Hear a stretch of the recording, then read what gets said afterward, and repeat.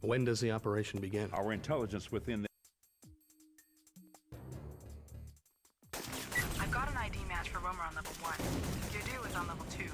No location yet for Kravitz, and I don't see any sign of air moth. Copy. I'm on my way.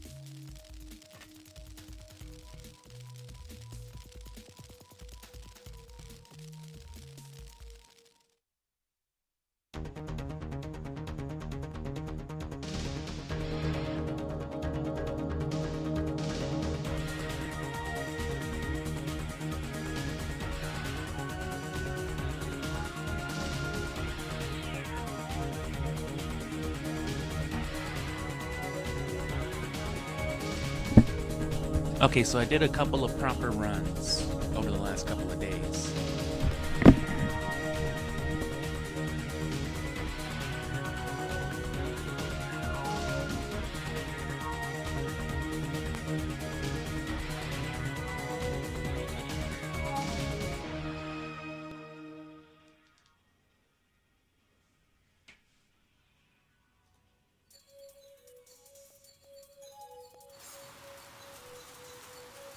So I am going to go back to doing a little commentary because it's going to be a shorter one by comparison.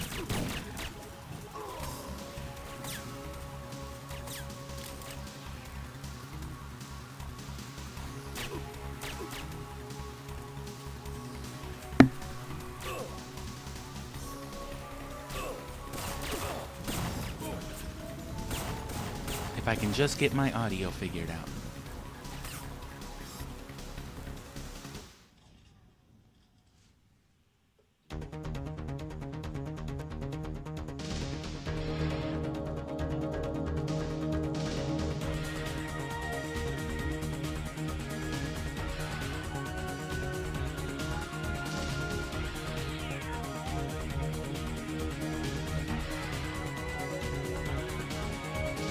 Hello?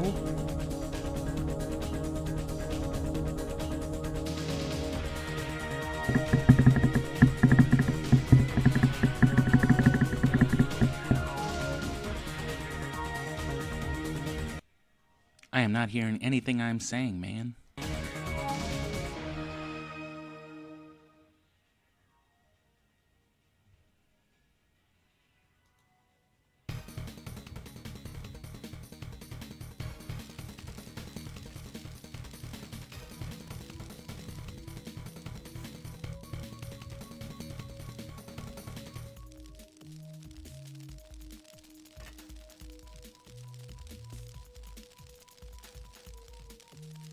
I am not hearing anything, man. What's going on?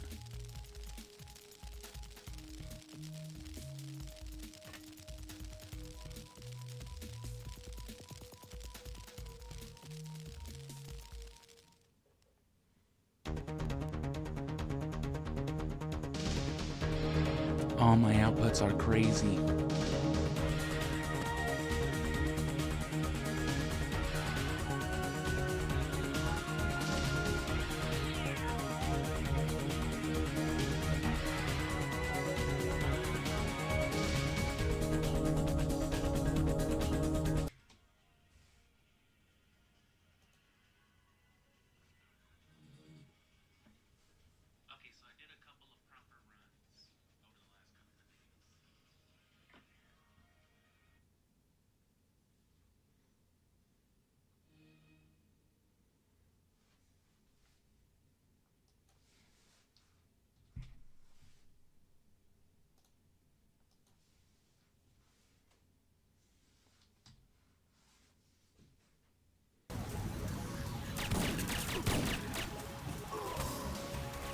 Alright, seems like I got that all figured out.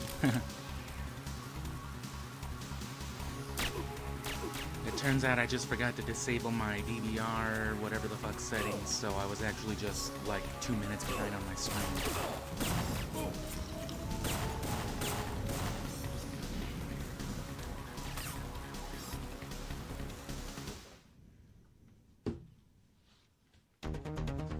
Anyway, I'll probably give it a quick go-round, but I won't focus too much on anything. If I fuck up or whatever, I'll just go back to the stronghold. Of course, we'll keep doing full runs, especially as the month goes on, but I just don't have a lot of time for the next couple of days, so just be back to like an hour or so of practice.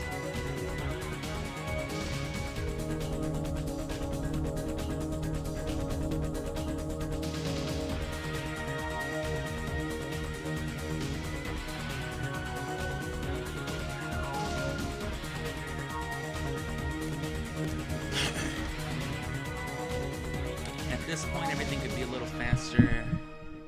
I mean, obviously, everything could be a little faster.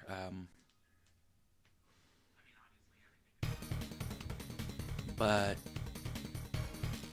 you know, in the early half, in particular, Mara's really been fucking me up.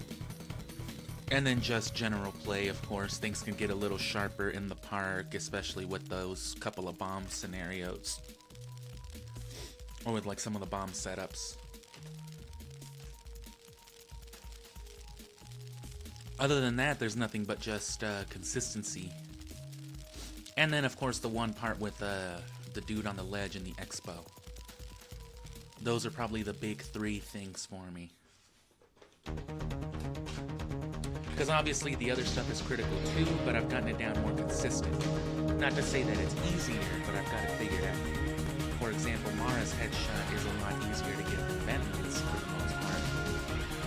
But Benton's I have like almost an exact input command for, which means that I could basically almost do it even blind. I could do it on sight or on sound. With Mara, I don't really have that figured out yet. I don't try to play that way. Obviously, I'm using all of my cues, I'm looking at the screen, but, you know, being able to trust that my hands will probably do the right thing gives me the spare brain power, I guess, to calculate the slight angles. And with Mara, I just haven't quite figured out, you know, the right input. I haven't felt it out yet properly. Because I either always come up too short on the strafe, so I'm still tucked behind the wall, or I come up wrong on the turning angle, so I strafe well past the corner to shoot her, but I'm still facing half the wall. So.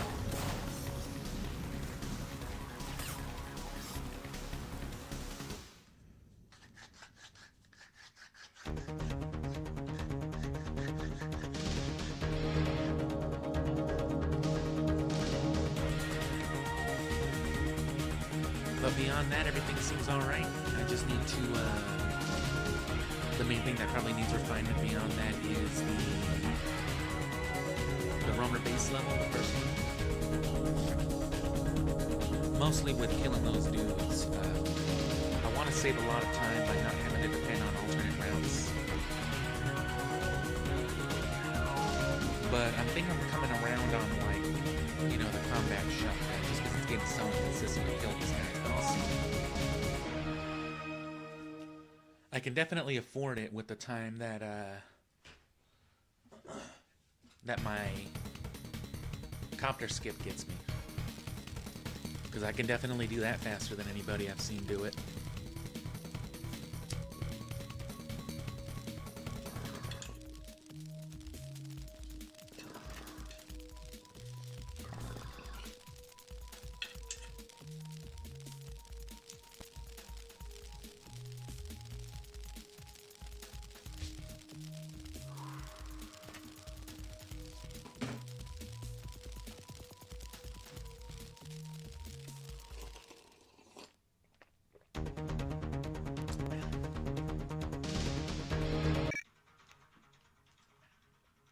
Okay. And of course I've got it set up so, Check. it skips the intro cutscene right there, which I've already gone over.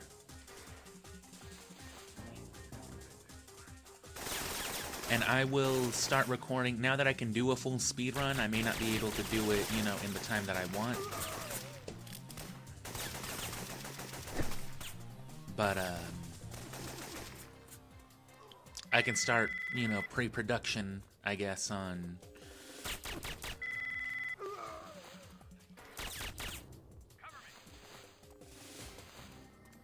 Oh, come on.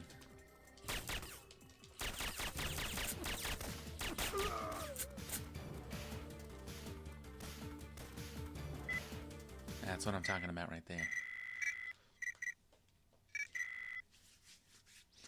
But yeah, on the guided stuff.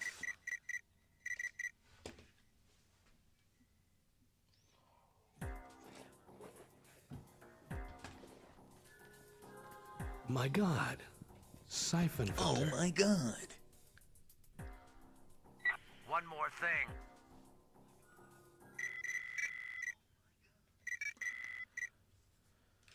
So yeah, everything there is basically good. You know, that first mob is critical. I've gotten out of the bank as fast as like 58, 57.7 seconds, something like that. And given the fact that I'm still playing on suboptimal hardware, a fast disk PS2 would still be faster, for example.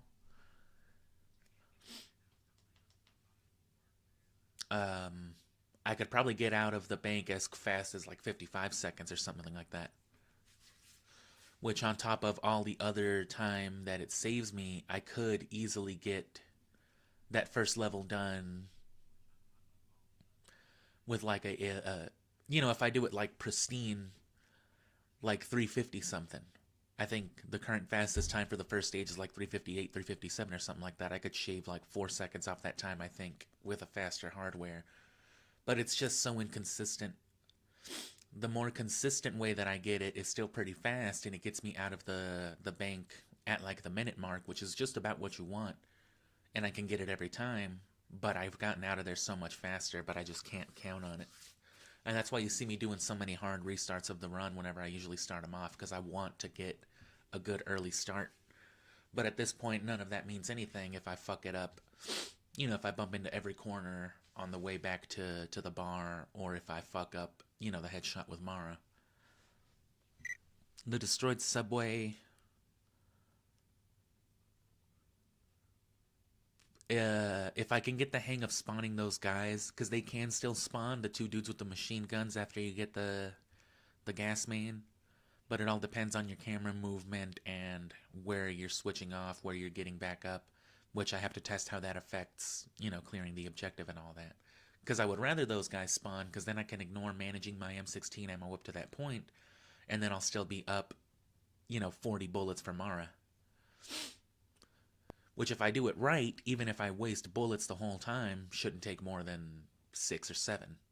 If I'm just shooting the entire time that I'm strafing and aiming, if I'm aiming at the right area, it won't waste more than 7 or 8 bullets anyway. Which is more than enough for Marcos.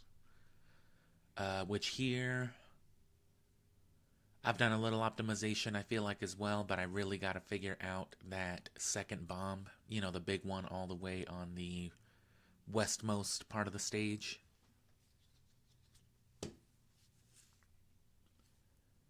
Getting everybody to spawn in the right order, because you can kind of control it if you can be standing and facing in generally the same directions every time you do it. You can be like, okay, the 2 dudes by the trees are going to spawn first, and then I'm going to turn to the left, and it's going to be the 2 guys by the fucking bathroom, and then blah, blah, blah, blah, blah. That specific part needs to get better, and there's a trick that I've picked up on. And it kind of goes into some tricks right here, but if you are strafing for that CBDC headshot, the dude who's got them both, captured. If you do it, once you get the headshot, once that dude is dead, it'll force a contact call. You'll be telling Leon that you fucking shot the guy. And if you've strafed into it, what'll happen is, on the return, on the call, you will also be returning in like that same animation, which kind of confuses the game. And if you can time it a well enough input, you can like roll during that. And it still takes the time it would, to listen to the call. But instead of just, in that time, instead of just crouching and then kneeling back up, you're rolling like to the left. You're taking like a step's worth of distance.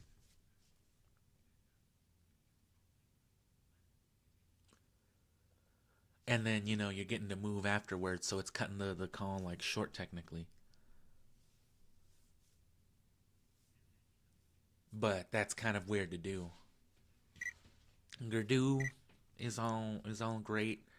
Pretty much nothing to refine here. I need to get better at shimmying.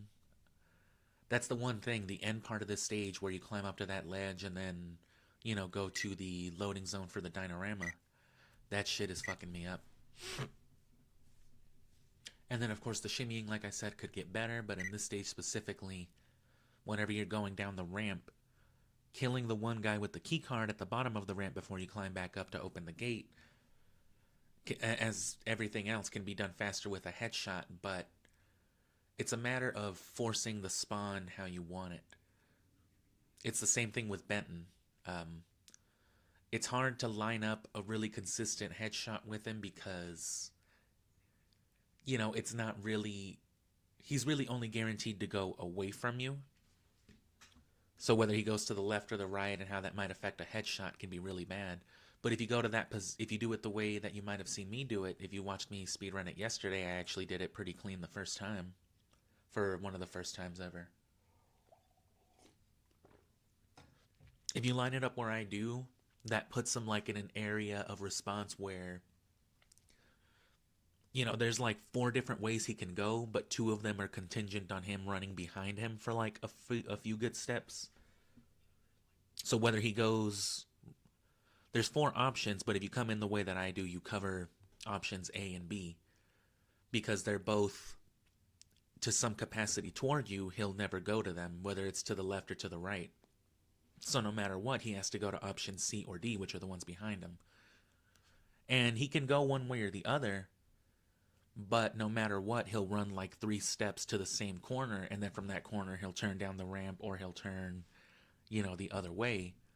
So no matter which way he chooses, no matter whether he's programmed to go C or D, he'll take those first same 3 steps in the same direction at the same time, regardless. Which, if you do it right, you should snap eye to eye with them. You shouldn't even have to aim. You should just go for the headshot, and it's good. I don't know what I did, and I think I recorded it. So it should be on a stream. I gotta go look at it and find it. Because at the end of the stage, whenever you run up to Mara, it starts to fade to black, and Leon and Gabe have a quick little dialogue.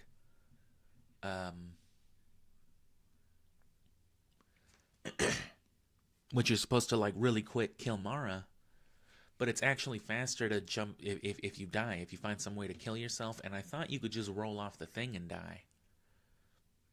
And when I tested it out, it worked perfectly, but apparently that fall isn't enough to kill you. So I'm wondering if just somehow coincidentally that one time as I was falling, you know, I got shot, because that type of shit'll happen, and I just happened to die conveniently, and I was just like, oh hey, it works, but it actually doesn't.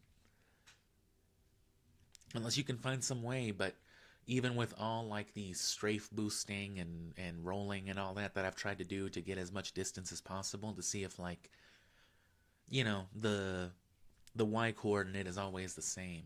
If you're not high enough to die from just,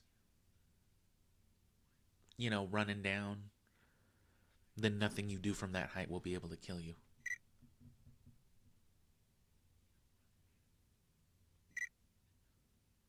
Which, given that height lines up with, you know, that big-ass dinosaur to let you shimmy over there, and since you're probably bound to fall off the dinosaur, that's probably why it's not.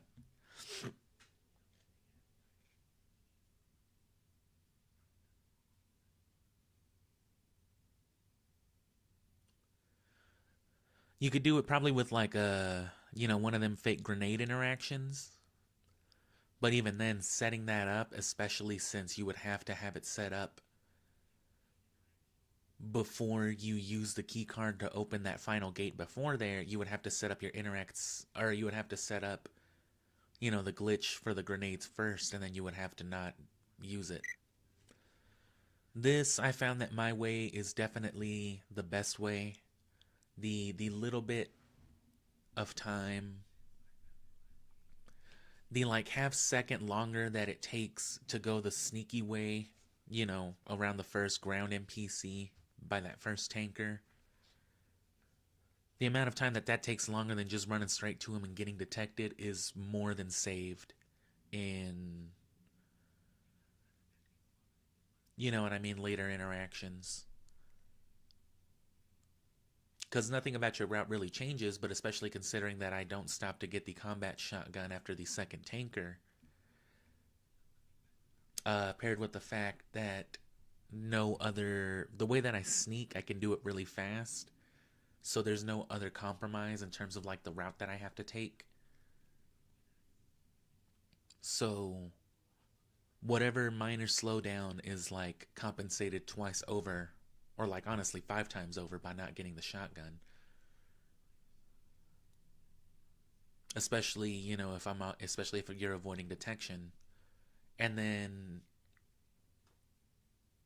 it saves also the amount of time that you're not going to be restarting at your checkpoint. And then the bunker,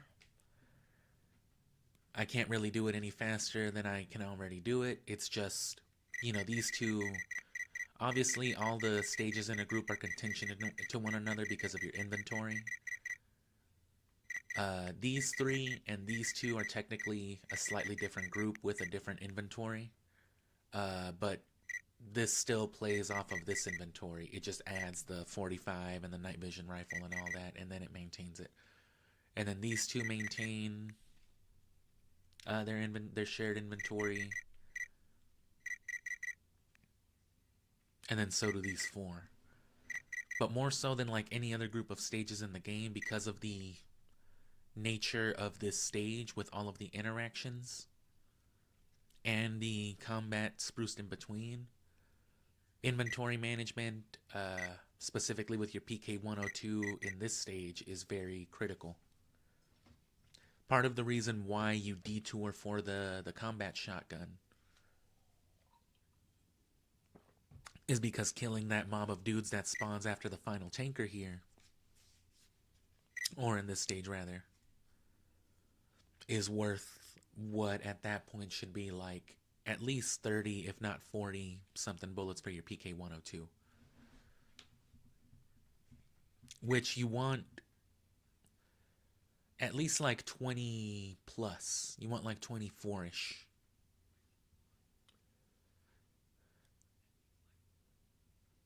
Because it's really just that first set of interacts. You know, it's... You shouldn't need the flak jacket. If you just haul ass and kill the critical NPCs, you shouldn't be shot more than once or twice, if even that. And then you'll get a flak jacket in the helicopter fight, which, if you play right, you should also take no damage, giving you a full armor for, like, fire skips and things like that in the next stage. But yeah, because you're doing so much shooting, so much headshot, so much interact skip for... Because you're shooting switches to deactivate lasers. You're interacting with other switches to open those big bay doors to get into those missile docks. And then you're interacting with the docks. So you can't... You're shooting the one laser, so you're not skipping anything with that. It's just a matter of how fast you can line up the shot. But then... in between that, it's you're shooting one laser, and then a few steps later, you're interacting with another laser, then you're shooting another laser, and then you're shooting a guy in the head, and then you're interacting with a missile. It's not impossible to do that with an empty PK-102, but that just means switching in between, you know, if you gotta shoot somebody, oh fuck, you know, switch to your gun that shoots. And then... you know, if you're interacting, switch back to the PK-102. So obviously you want as much PK-102 ammo so you can do your interact skips and then just do all your shooting with it for combat and for other switches. Of course, at that point it's going to run out no matter how much you have. But so long as you can get the first group, the first laser, because it's one laser shot. I'll just show you real quick. Obviously not with the ammo. Leon, check. Alright, because there's a switch here.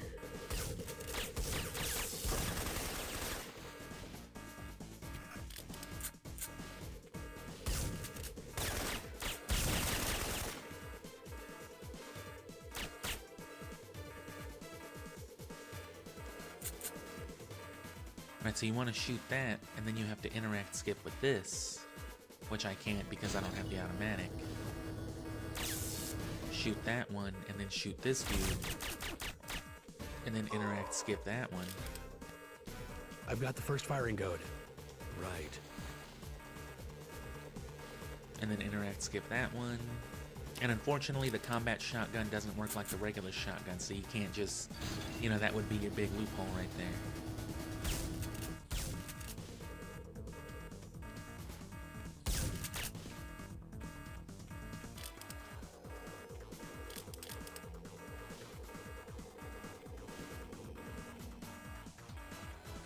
I'd say you want at least enough PK-102 ammo to shoot this switch. If you can do that, you're good. And these guys actually won't spawn during the run because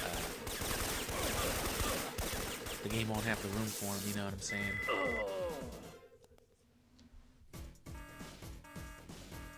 Because you're not going to be wasting time killing those dudes. You're going to kill the guy in there, which means the one dude that spawned on the other side of that door will spawn alongside those two, and then they'll all kind of just congest you. And they won't allow those other guys to spawn. Not until you reach the other side of the door.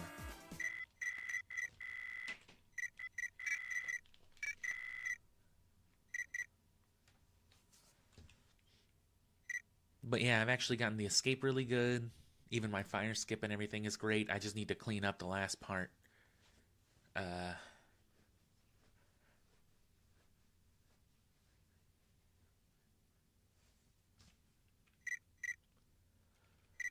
And then this all still needs a lot of refinement. This one, I've gotten pretty good as well. It's just, there's a specific sort of, you use the palette swap trick, you know, in some cases. I use it a lot more for general movement and other stuff. But you know, everyone has like their way of doing it. Some people like doing it with like during a fall because it's easier. You don't have to press multiple buttons. I've gotten very used to doing it with my rolls, if you haven't noticed. But you can also do it during a climb, and I need to get the hang of that for these levels.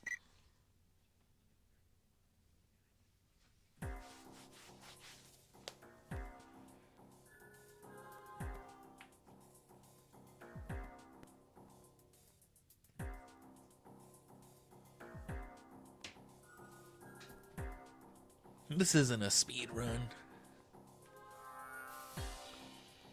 But yeah, there's... And it's more of the micromanagement stuff. I don't like making the little mistakes. Those are the things that I hate more than anything. Just because it's harder to calculate how much time you're losing, but it's still considerable, it's still measurable. And, you know, messing up the little things can potentially be very big, you know. It's always a little annoying to fuck up like a ledge skip, for example. But when you're getting shot at by 3 people, it's also very dangerous. And can cost you like, oh, I fucked up. That's, you know, if it's that one part where you have to, where you always escape with like 2 shots worth of health, if you fuck up your ledge skip, well then there's your extra 2 shots of health.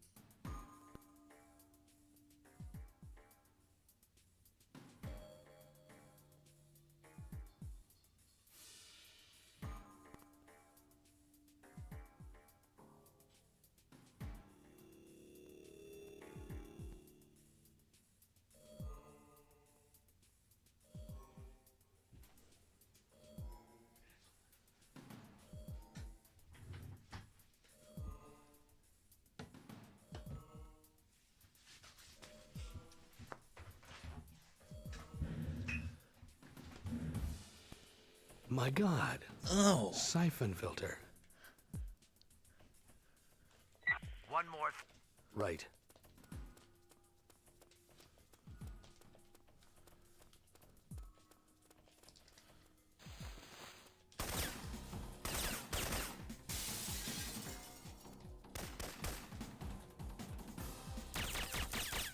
Damn.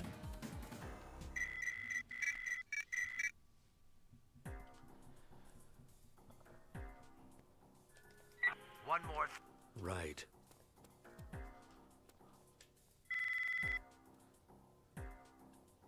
I'm also wondering something now. One more thing. Check. Yeah, cause see how much forward momentum you carry just by... It's not like forward more. momentum, it kind of Check. like locks your momentum, I guess. I want to see if that's enough momentum to just carry me to the window by One more. itself. Right.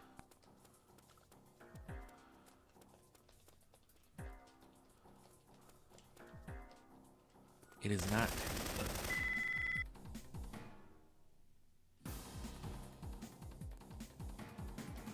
One more. Check.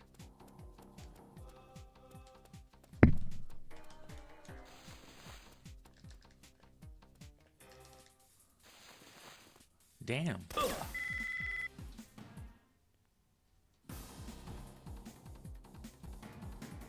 One more.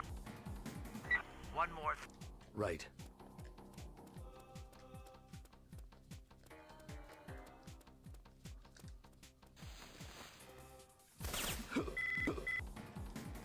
One more. Right.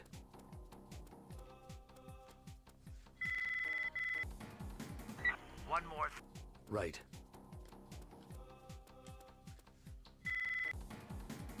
One more.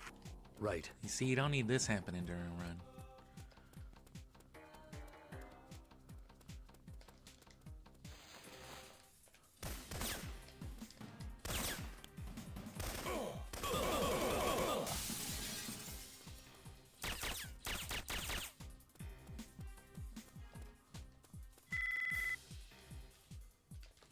I found the first group. Check. I see why that's happening now, too.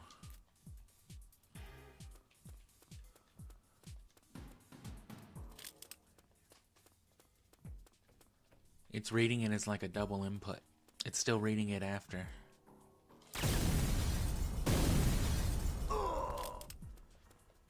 Which it'll do with guns too, which is how you can accidentally kill these guys, even if you're not facing them.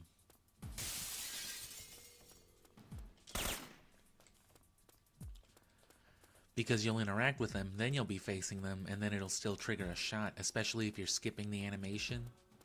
It'll like keep the window for the gunshot active.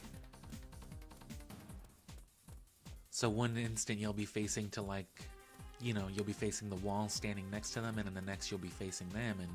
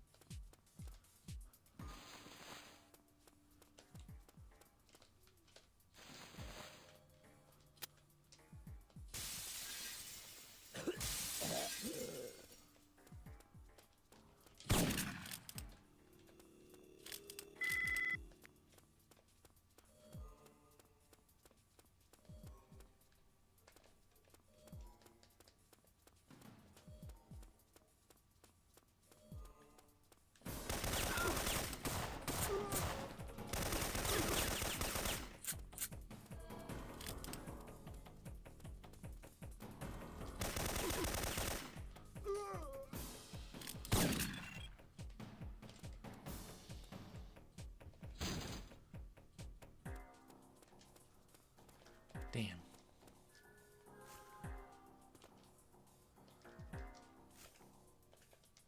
Yeah, so here, I want to switch to the gas grenades.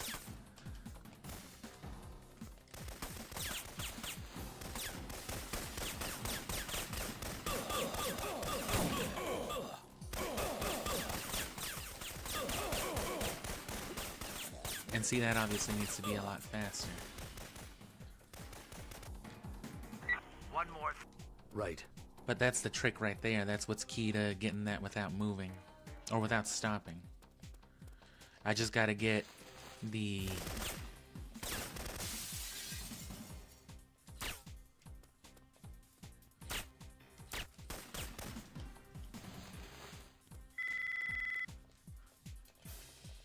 found the first group of patients.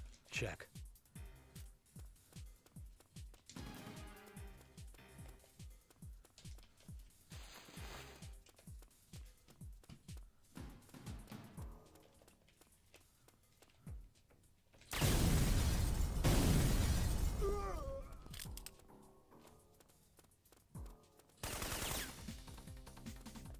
And then that's another thing right there that I gotta cover.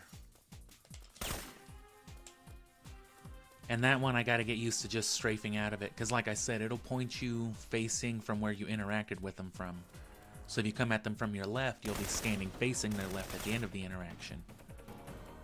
Which means what was behind you will then be to the right of you. So I always turn around there because, you know, I think I'm turning towards the door, when I should just be strafing to the right because the game already turned me. And like there, I need to get closer to hugging them at the back or interacting them from behind them. That way I can basically teleport to behind them. And then I can just strafe left out of there.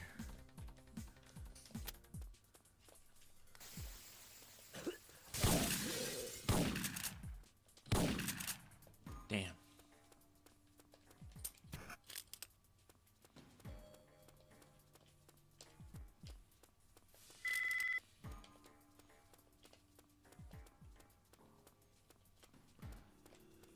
And then you do your pallet swap to kill that one guard. And now that we're out of shotgun ammo, actually, I can just scroll straight through it with 2.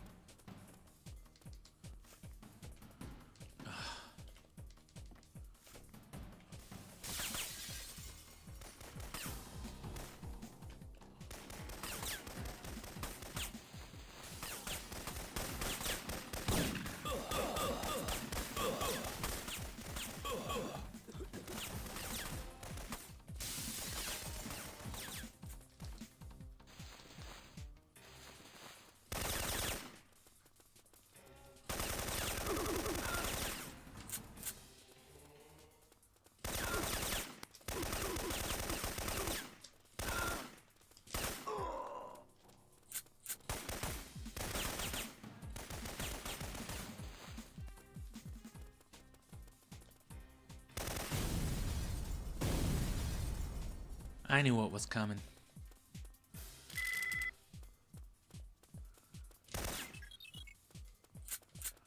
And then this is just the end stretch. There's one more.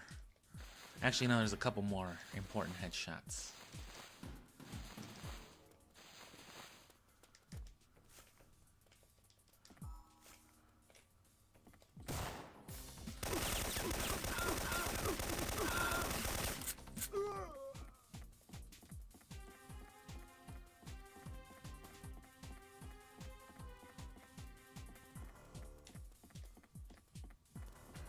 I also got to get a tighter hang of the environment so that I can do more without, you know, having to look.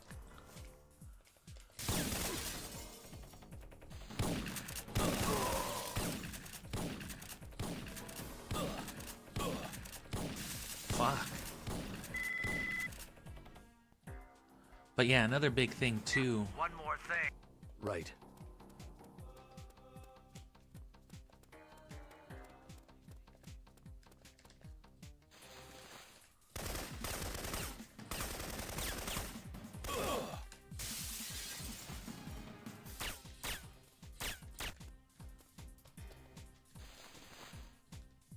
So, as you may already be aware, you can hover over to the vaccine item and interact with the patients just like that. You know what I mean? Instead of just pressing triangle, you can hit them with the vaccine straight up with the square button, and it'll do the same thing. And since it just basically rapid fires the interact like that, it also works like using a machine gun would. So this is actually the safest way to interact skip the patients, and it's how you'll see like all 3 current record holders do it, I think. And the reason why you get that double tap sometimes... Damn. I meant to reload where I was, and I accidentally saved over it. One more. But you know, it works just like with a gun. But the way that actually is working then is it's literally just spamming the interact. It's spamming the triangle button, basically.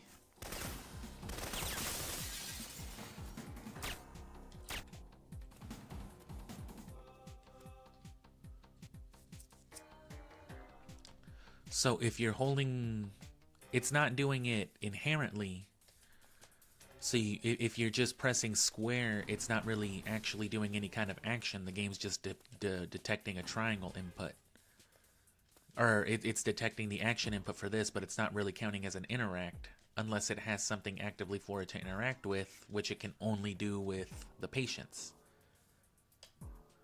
So you can't... It's not like pressing the triangle button, which is why whenever the phone call goes off, if you mash square, it won't answer it, because it's not a triangle input. But if you try to use the vaccine on a patient while you have the interact going, it will answer the phone call as if it were a triangle. So pressing square there didn't do anything, but pressing square on one of the patients while you've got a call coming in will answer it.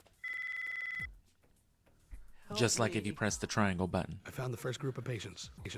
So the way I do it then, and I always palette swap into it so that I can be holding a two-handed weapon, you know, for my roll and stuff.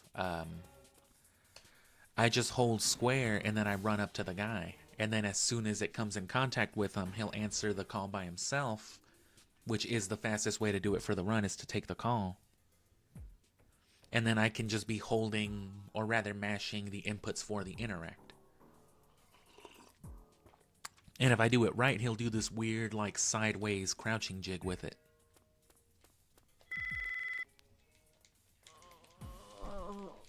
Check.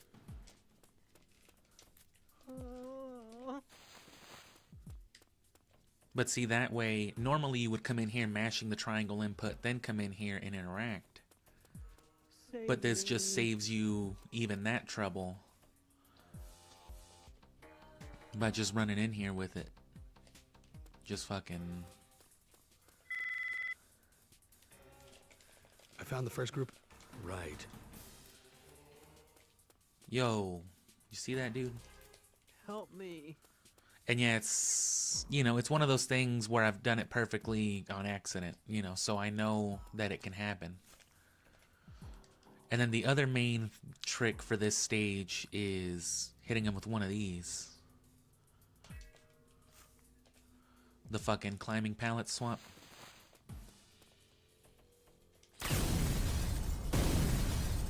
In particular, you want to do that with a story item or with grenades, what I call unhanded, because you got one-handed and then two-handed, and then things like the vaccine, grenades, and things like that, you don't actually have anything, and it doesn't have a real input with it, like I said.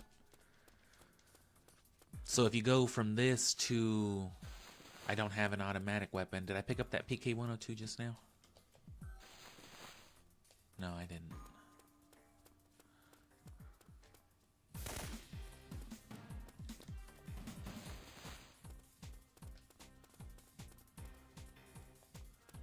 Oh, it disappeared on me.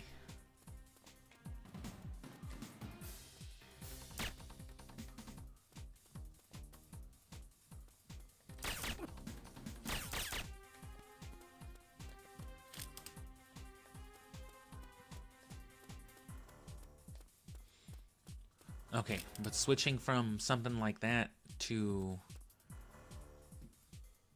or palette swapping rather, to an automatic weapon. And that doesn't just mean the rapid firing weapons, it means anything that shoots by just holding square, which is almost exclusively the rapid fire weapons, but it also, for whatever reason, includes the shotgun. The combat shotgun doesn't work that way. You get one shot per square input. If you hold square, it just won't do anything after the first shot.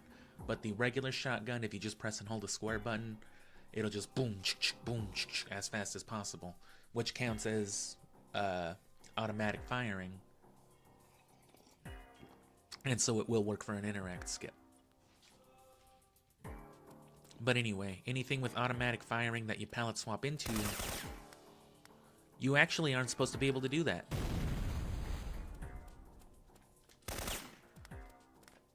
I don't know, and see, things like this are why streaming and stuff like that is fun, because I'm trying to show you one thing and something else is happening.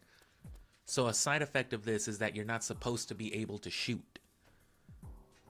You're not supposed to be able to do any of your actions whenever you're like this because, you know, grenades and key cards and things like that don't have shooting animations.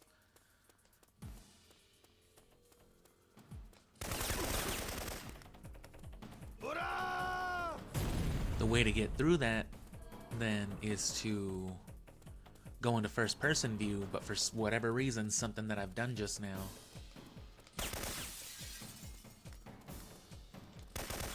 I am able to just...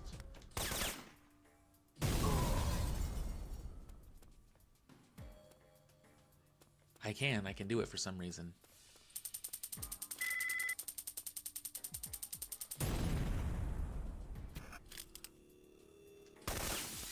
I'm not immune to these grenades. I sure amn't. I'm insurant. And that could have something to do with the way that I pallet swapped then. Right, because now...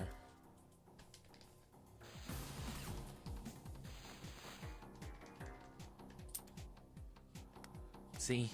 Now it's working as normal. I know I don't have any ammo, but you would still be hearing the click of no ammo. Like you do in first person.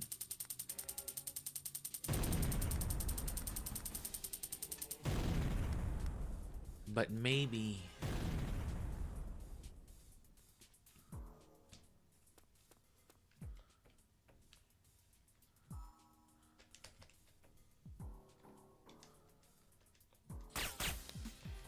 No, and see, now it's not working. So, I'll definitely review whatever I did differently, but anyway, yeah, that's the big trick. It's actually...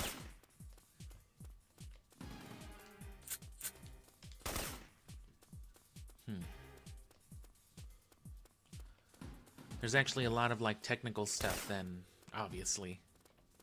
But...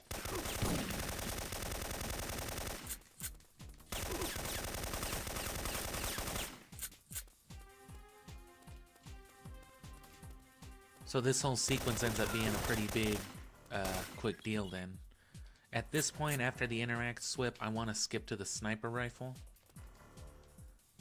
And the reason why I want to skip to the sniper rifle is because it's a select press away from the gas grenades that I didn't get.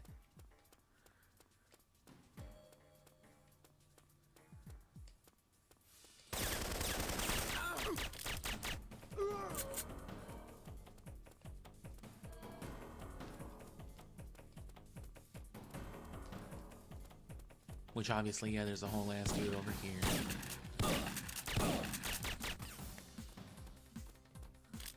But yeah, for that reason then, you can do stuff like this with the shotgun, and of course you can interact skip the patience, which I failed to do.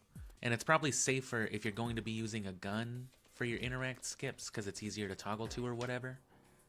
You want to do the interact skips on the patience with the shotgun, because... with the PK-102, with the way that it like corrects your positioning, there's always a chance that you'll pop rapid fire and keep shooting them in the head or something, and then of course bonk the whole speed run. But with the shotgun, even if it's still rapid firing, which you should have let go of the button by that point. Okay. So yeah, open that up and then go to the sniper rifle, yeah, because it's a toggle away from the gas grenades. So then what I try to do then is I try to climb up here. And then as I go down, cancel the landing lag, because when you jump off of stuff, You see how there was a slight jitter right there? But if it's like a high up surface especially.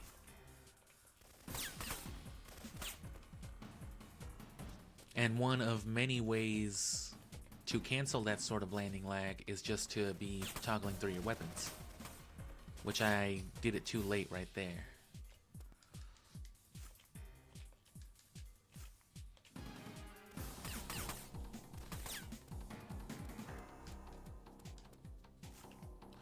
And it might actually be better to just, at this point then, instead of toggling to the sniper rifle, toggle over to the shotgun. Because then it's 2 away and that might be better. It's just with the shotgun you always run the risk of cocking the shotgun instead of interacting with it. Which it didn't either of those times, but whatever. And yeah, 2 toggles will let you kind of milk the input a little bit longer. And then you can keep running. And then the important part there is then to be running with that. And in the time that it takes to climb up the ledge, do a climbing pallet swap. Which is a simple enough input, you're just pressing select and triangle at the same time. But that's kind of weird, that's kind of a weird input to put together when you also have to be continuously holding up and strafing with the triggers. So, and when I do the shorts explaining all of this stuff, which I'm going to start recording all that this week, I will be having a hand cam so that you can see the crazy ass spider walking tricks that I'm doing all over my controller when I do this. I have like 3 different positions I play this speedrun with. But the point is then, in the time that you're climbing up to the ledge, trigger your swap like so, which I just landed, so of course it's not going to count now, but you want to have this open, and in the time that you climb on, you want to toggle back over to your shotgun. Because again, you know, your shotgun will count as an automatic weapon.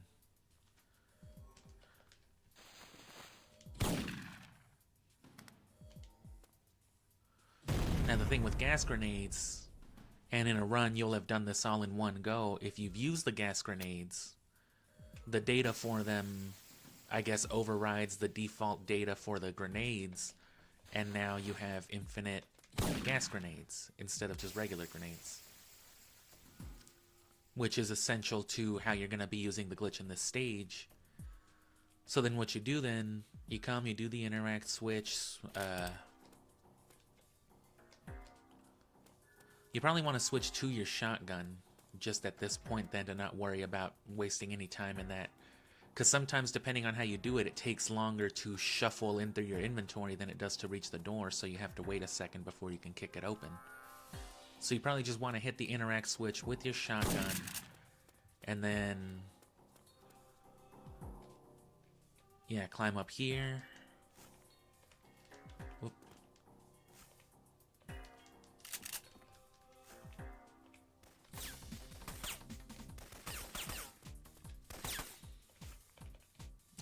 And that'll happen. I haven't figured out why it's on some locations and not others that happens.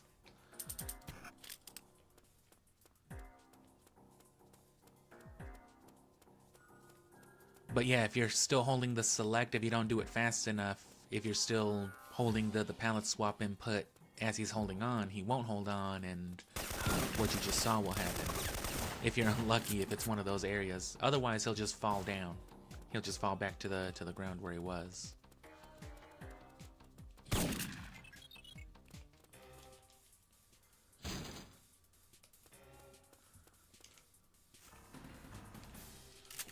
And there you go. Ah, I still didn't get the grenades. That's fine.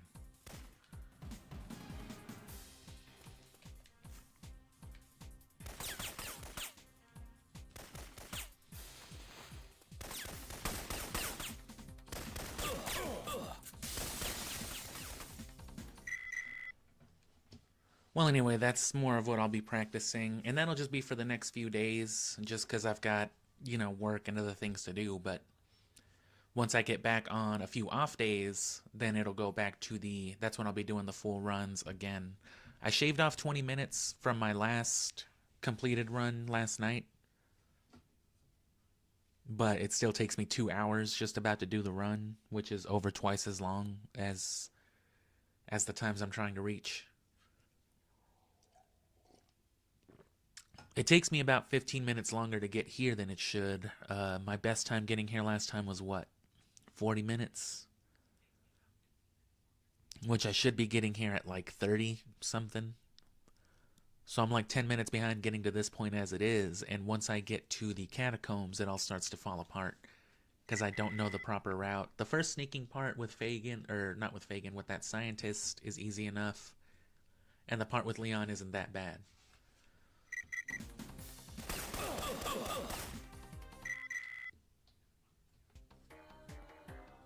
Yeah, let me just do it this way. I found the first group. Right.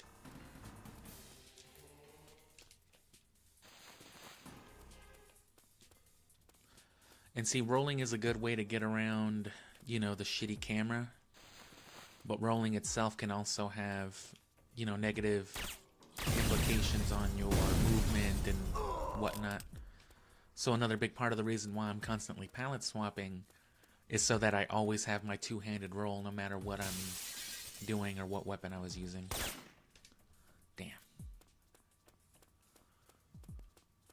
So here's the way you would typically do it in like an actual run. You would get the gas grenades first and then use those gas grenades to kill the scientists up on the ramp, which that itself basically activates the gas grenades for the glitch, as I mentioned.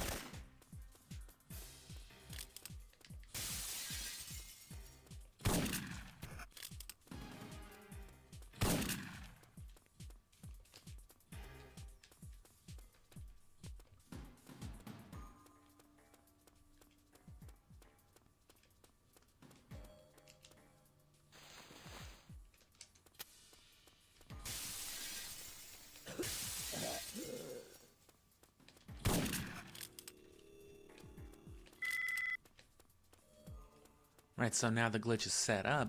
Now now whenever I do that palette swap, it'll be gas grenades. All in that one sort of fluid motion. And that doesn't, and that will be overridden if you die and stuff like that. So if you have to reload at a checkpoint or if you die or something like that, you'll have to set up your gas grenade glitch again if you plan on using it.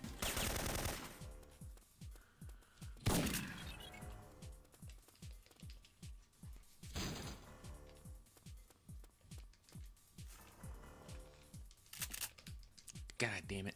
And see, that's why you usually want the sniper rifle.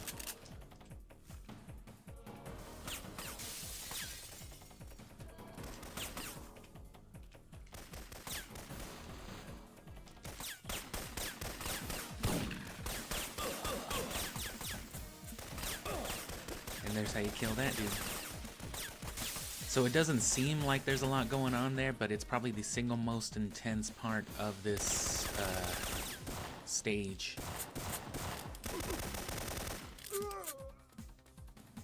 And it might be easier to just run and gun that scientist, because they'll run in here first anyway.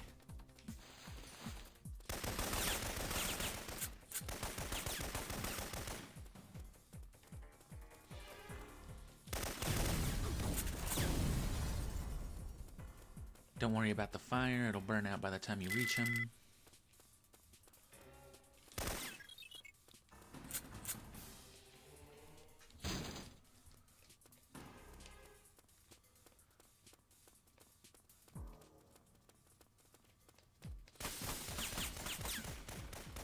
Look at that piece of shit coming out from behind the box. It's like me coming back to work from my smoke break.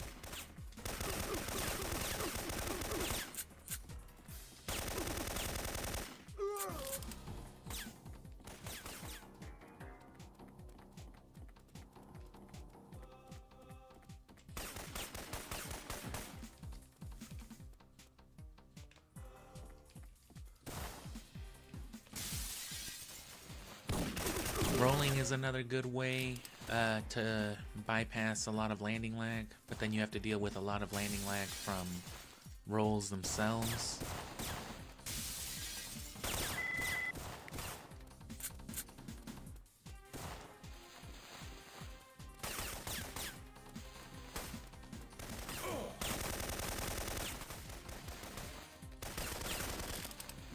Damn it. I'm a card-carrying member of this facility. Stop it. This way saves you some damage.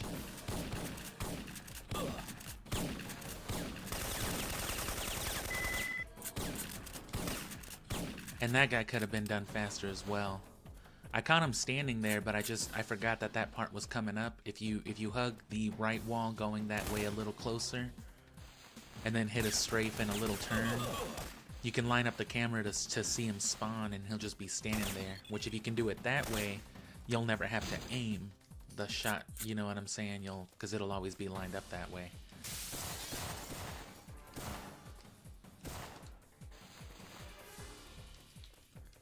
And then those fast, narrow drops are going to be a problem too. To do them without having to climb down or stop at all. Because I don't like stopping.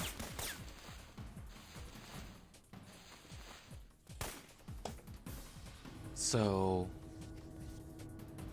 And I found the best way to do it is to, you know, do a little shimmy. You know what I mean? Just kind of wiggle your way off the ledge. While... I'm finding Farcom. Oops, I was going to let that kind of ring out for a second. But yeah, just kind of wiggling off the ledge while toggling. Wiggling off that way with the strafe will keep you from gaining too much momentum, so you can get a really narrow drop. And then scrolling through your weapons, of course, will prevent any landing lag, so you can just run one way or another the second you land.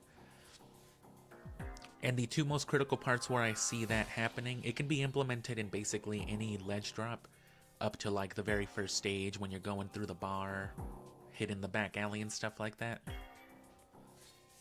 But the two parts where it seems like essential for actually saving time in the run are right there, that specific drop from that window, because if you just roll off full gas from the window, you'll die. It's a high enough fall to kill you. You can't just land at the bottom. So you have to land somewhere in between. So ideally you'd want to go up on the ledge and then just do a quick little drop, and then without losing any momentum, haul ass and then roll off with like all the speed and momentum from the ledge jump.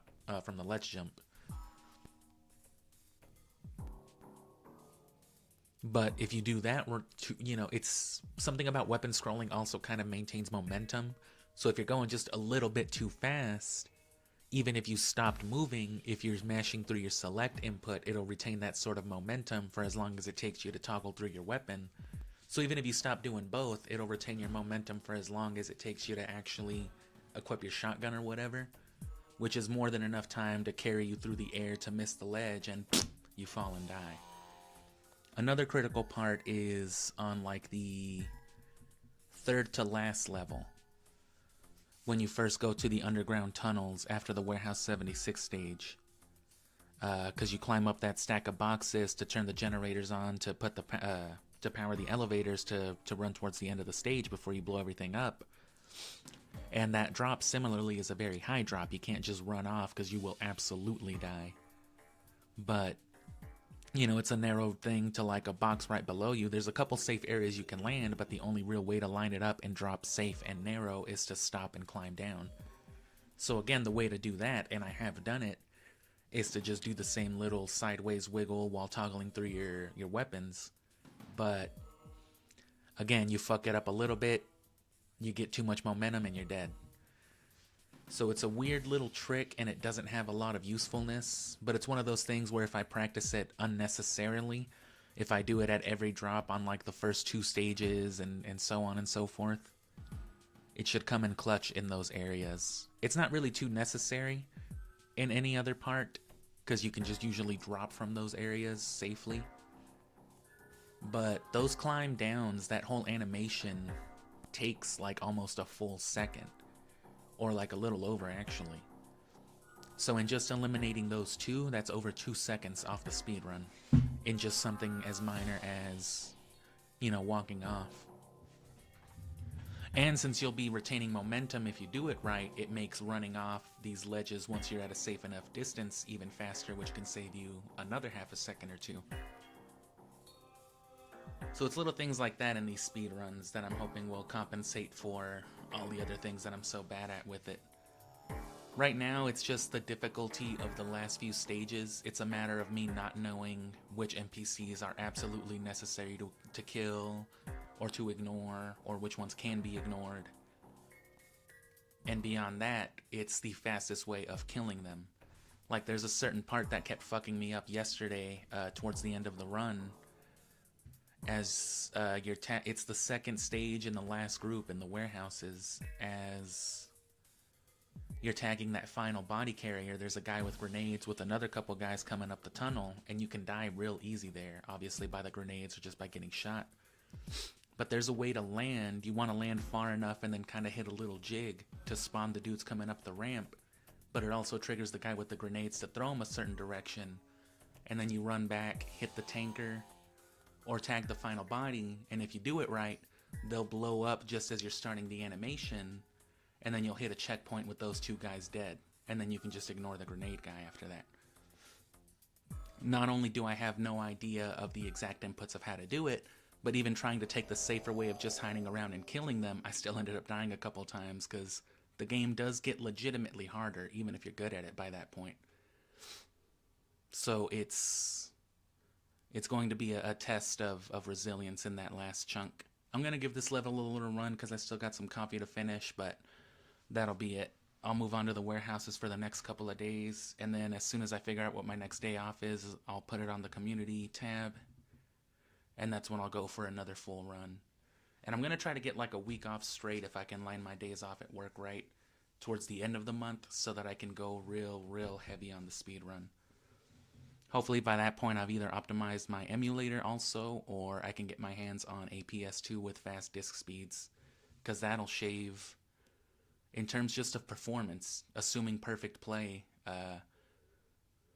it shaves off like 2 minutes just by how much faster the game plays and how much faster it loads everything in between. I'm finding Farcom and WHO shipping containers everywhere. Romer and Fagan must have been working on something big. Stay focused on the mission. Don't get distracted.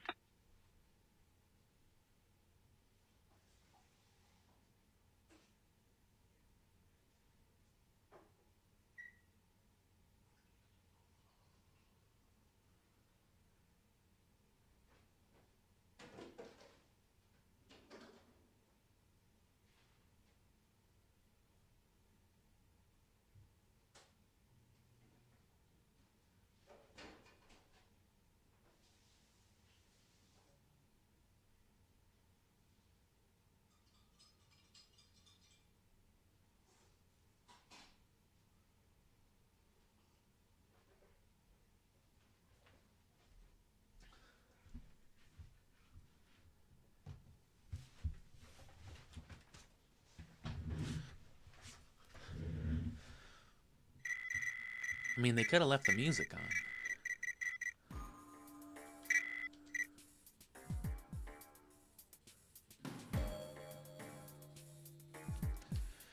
But yeah, let me smoke a little too before I actually run it. Another thing, obviously, you need to be able to play the game to do the speed run. You can't suck at the game and then just be like, oh, I'm gonna try it out. So having a lifetime of playing this game definitely helps me in that regard. But even with all that considered, once you understand the routine, once you've narrowed the game down to the things necessary for the speed run, running it at a certain pace or taking a certain path or having to implement certain strategies, whatever, knowing the routine is one thing, being able to optimize during the routine is another. So like with the last group of stages especially, I know how to play them, I know the fastest way to play them, I know how to hit all the objectives and do everything right, but it's the little things in between. Like, oh, you forgot to kill the dude, eating the fucking sandwich out of the trash for the extra ammo that you're gonna need in 2 stages, That way you don't have to switch to your shotgun and then it ruins this thing or another. It's tiny little stuff like that. It's just like, oh fuck, so I need to have this gun equipped at this point, but that would mean I need more ammo for this part, which means I would have needed to kill this guy 2 levels ago. So I haven't figured that stuff out. I've got all that stuff to a T basically up to this point. This level is actually very, very generous. Especially with that PK-102 trunk full of ammo. That gets you through most of this stage. That'll cover your interact switches, and even if it doesn't, you've got the G18 and the shotgun to compensate for it as well. So that's really easy to do. But then the next level, or the next group of levels, the warehouses, I have absolutely no idea how to manage my ammo on that one. Everything about it is pretty straightforward though. There's one instance where you want to have like a well-placed grenade to blow up a door, just to avoid the second it takes to kick it in with that animation, you know?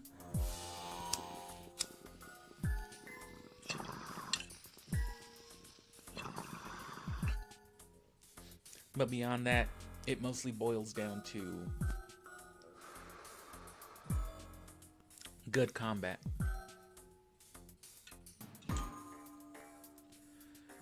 They do give you the luxury and the benefit of the KG-34, whatever it's called, the bulletproof, or the flak jacket proof gun, which seems, you do have to kind of take a little detour for it, but it's not too long of one. And honestly, the time that it saves, even if you're as quick and as good at headshots as me, I can basically line them up instantly. It still takes, you know, like the 10th of a second to stop and to do the input.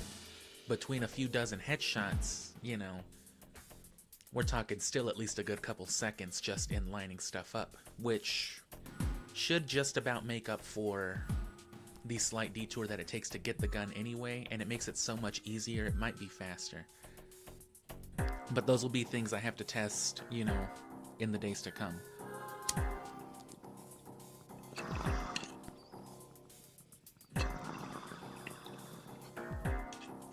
And what I'll probably be doing, what you'll probably be seeing if you have notifications or if you're just keeping an eye on the streams or whatever, you may see random runs pop up. They might be titled something weird, or they might even get deleted depending on what they are. But like I said, I'm going to be covering all the runs for this. I'm going to be doing play-by-plays, and I'm going to be explaining all the moves in depth, basically, all the inputs, all the different tricks. Oops.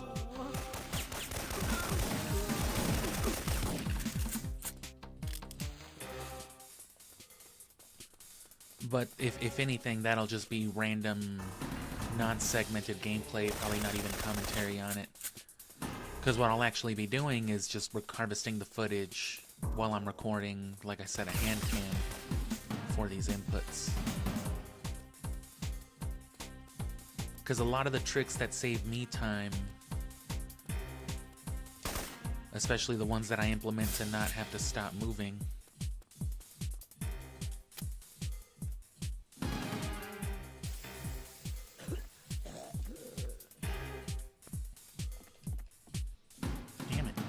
and see stuff like this, these climbing segments on this stage in particular, that all goes into the weapon management.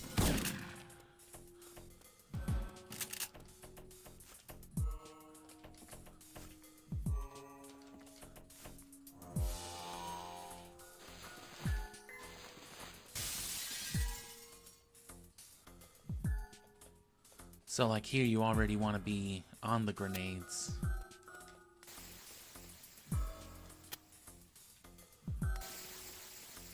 Because the dude will spawn there.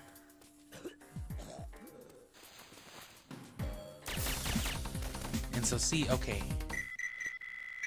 I wish I could, I need to figure out what I did earlier to be able to shoot and throw grenades without the first person aim. Because that would be very useful, because Gabe is very generous with those grenade throws. There's already kind of like an auto aim feature that lets you shoot at whoever you need to shoot without actually having to manual aim or anything. Everywhere. Romer and Fagan must have been working on something big. Stay focused on the mission. Don't get distracted. And it applies to grenades too, but of course the difference with like a gas grenade is that if it hits its mark, they're dead, you know?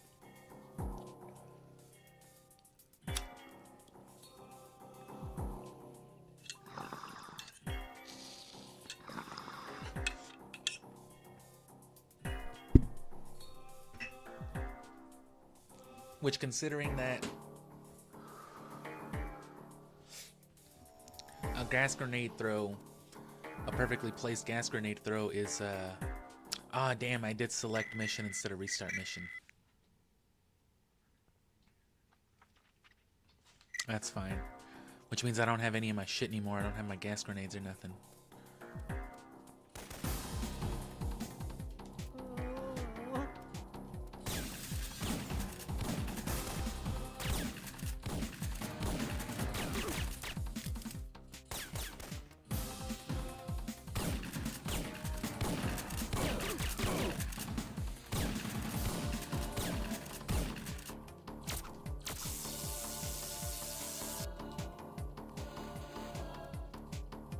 Oh, what happened to my shotgun?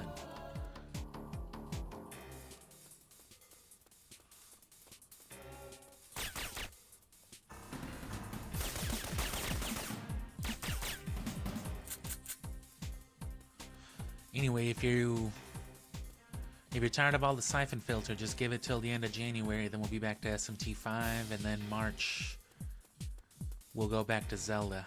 You'll finally get your Majora's Mask video that I've been lying to you about for months now.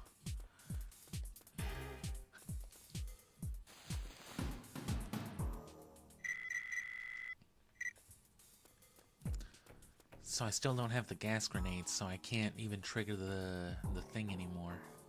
Damn, that sucks. And then over here, you don't want to go to get this guy, I guess. I guess it's enough to just fucking make noise.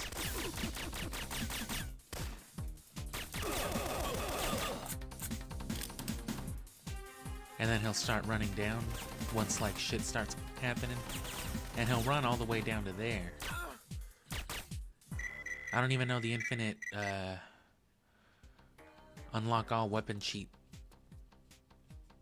in this version.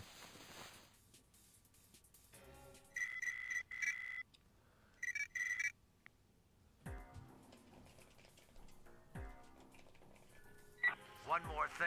You are directed to eliminate any of Romer's medical personnel that get in the way. Copy.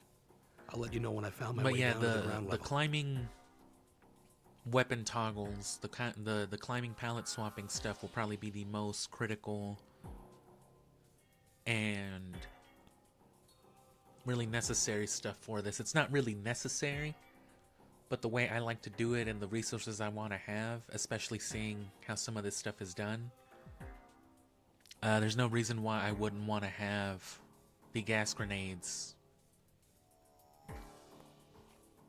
you know, at the end right there. Damn it.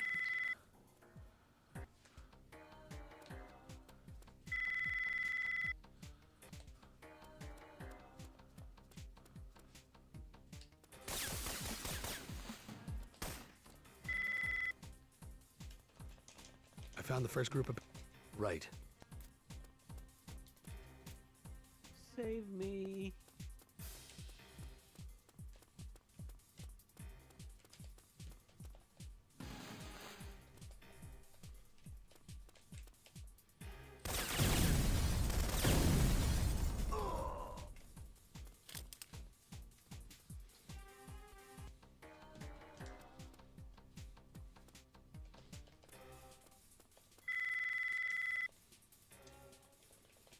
I found the first group... Right.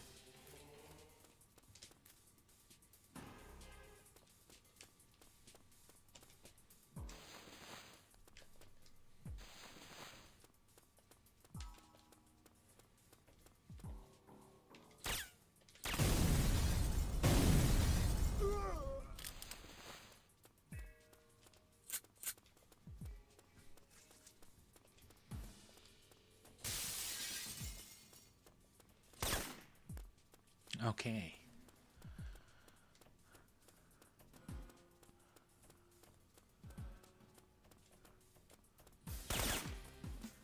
And plus, I haven't even considered, you know, the usefulness of,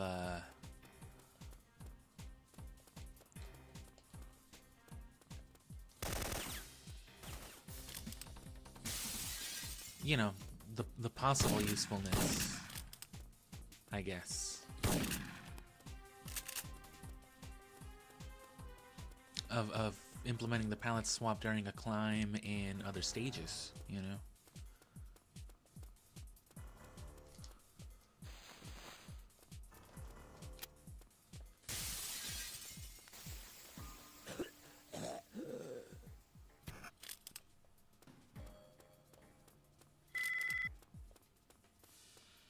And, you know, you got to be careful with the gas grenades, but the range for picking stuff up like that, their bubble of interaction, I guess, is very, very generous. Their hemisphere.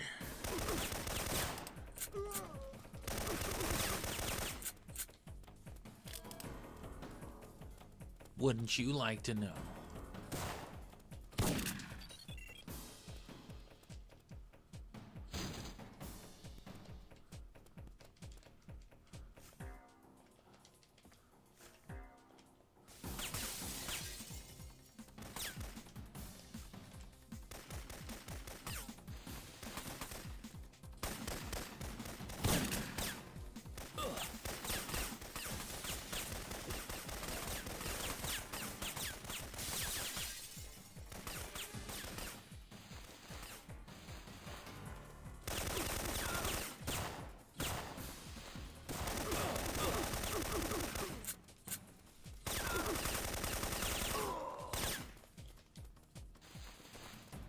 And that could have been real risky. Or that was real risky. That could have been real bad, I should say.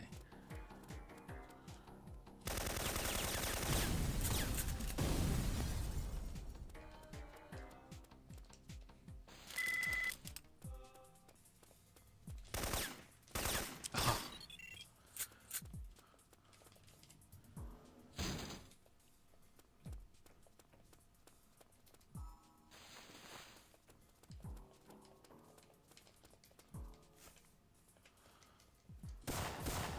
And so there's really only two reasons I palette swap in a stage. There's the necessary palette swapping that, you know, you'll see everybody do. Like the palette swapping in this stage for killing the scientist and things like that.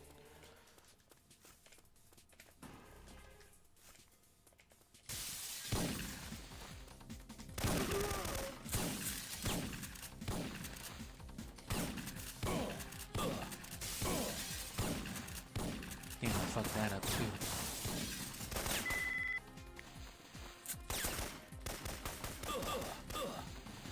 And then the palette swapping in the bunker.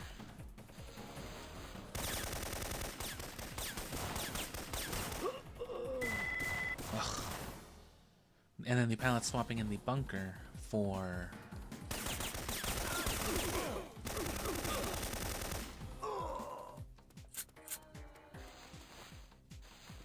you know, for that grenade throw.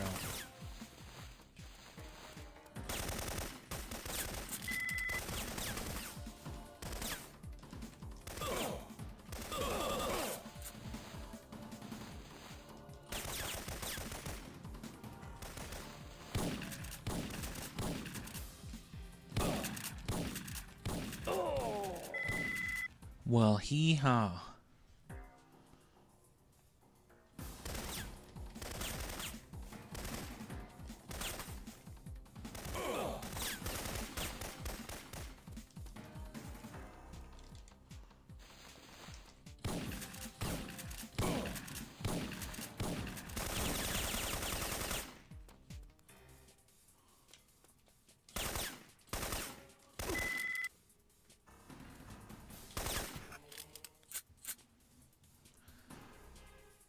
Well, that stunk at the end there.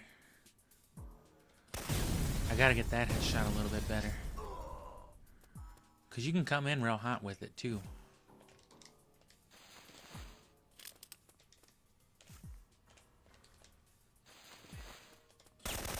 And then you should just be able to hit something like that and he's gone. Because he'll spawn right here. This is where he's standing. But most people won't see him until he's already like here in run animation. But if you can come in real fast, real far, so if you can land like about right here where I killed him, you can strafe into that and you'll see him sometimes just standing there and then going into the run. So you can catch him real early. And a lot of that is with, you know, this real funky rolling that I'm doing. I got code names for all these rolls. That's a fucking... What I do here is a dog roll.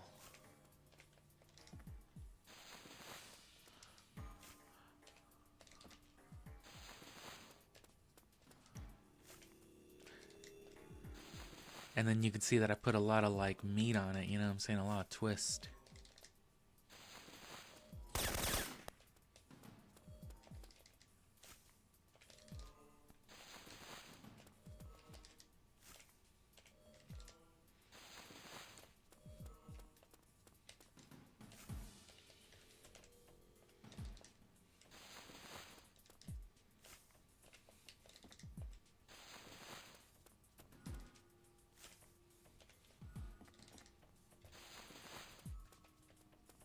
You see that shit?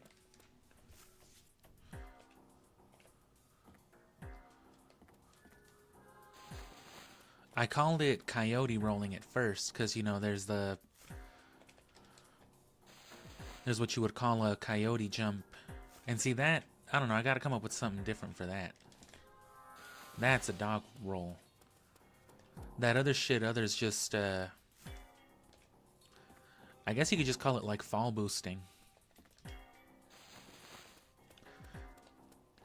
Because if you time it right, I don't know if it'll work with just like straight movement. Yeah. Well, no, whatever downward momentum, I guess, whatever math is applied.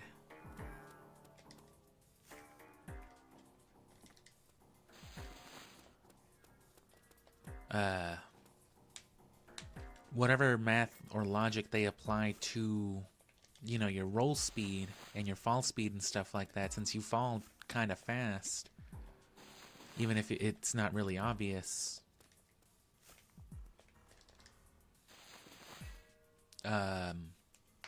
it does accelerate you a little bit, so I think it just stacks.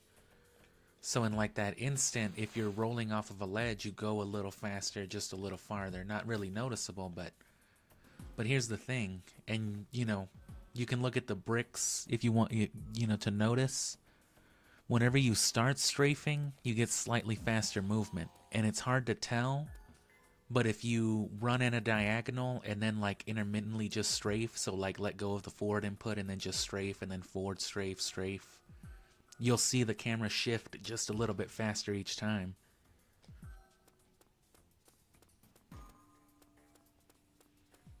And on this emulator, it translates as like the pixels kind of jumping a little bit.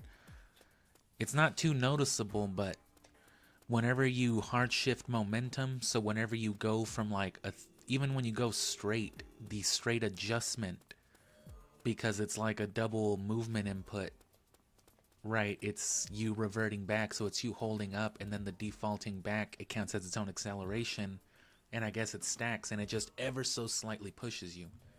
But it's the same thing as falling and like rolling. So now if you put all those three things together, it's a lot more noticeable, and you get these funky ass falling rolls like this. And I kind of fucked it up right there, but you can go real far with it.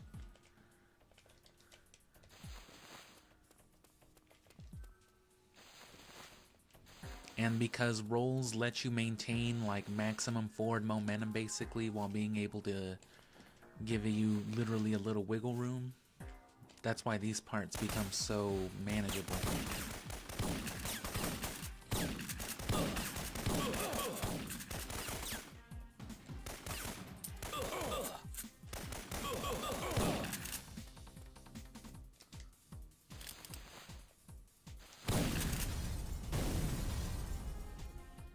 So like these whole segments then, oh, and see, most of the time when I palette swap, it's just to do stuff like that, but I guess I could be doing...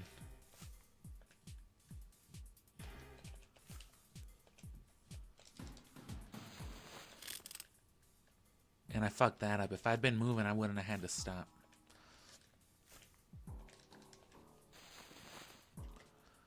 And it's hard to detect these movements, but when you stack them all together, like I said, with these other mechanics, there we go. And see, if you dog roll off of there, Ah, I should have gone straight into the... Ah.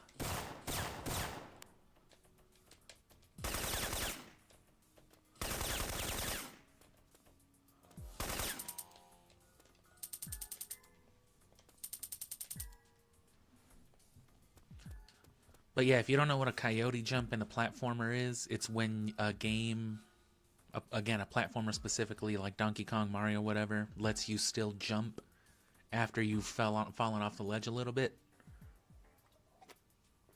Syphonfilter, in the same way, lets you start like a weapon scroll or even a roll or something like that slightly after you've fallen off. As so. And it's actually fairly generous. You just have to be, you know, confident with it and keep your cool about it. And not like panic and do it too fast, too late, whatever. So I started calling it a coyote roll, but that just sounded kind of dumb. But dog rolling sounds a lot funner.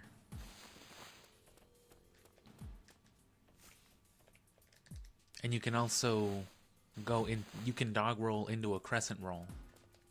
Of course, because a crescent roll is just continuous running rolls. You can keep that forward momentum.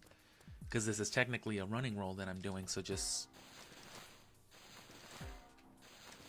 The best part about that is, at least as far as like noise goes, I'm technically sneaking right now. Obviously those guys saw me, but if they were like facing the wall or just doing some dumb shit like NPCs habitually do, I could technically sneak past them just like this.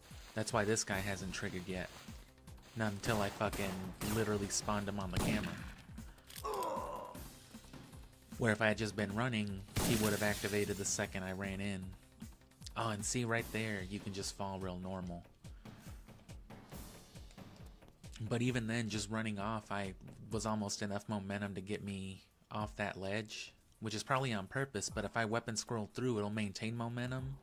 And it'll actually boost me forward, and I'll die. as you saw.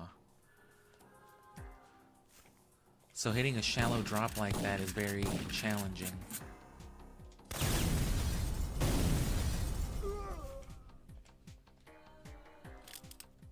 Because no matter what, it'll carry you forward with some momentum. So the way I found to do it is...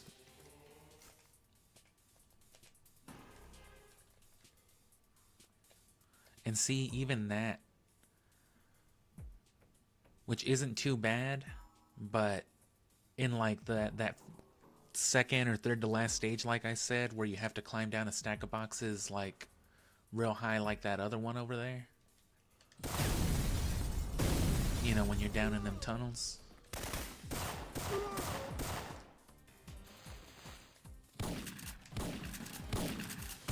What?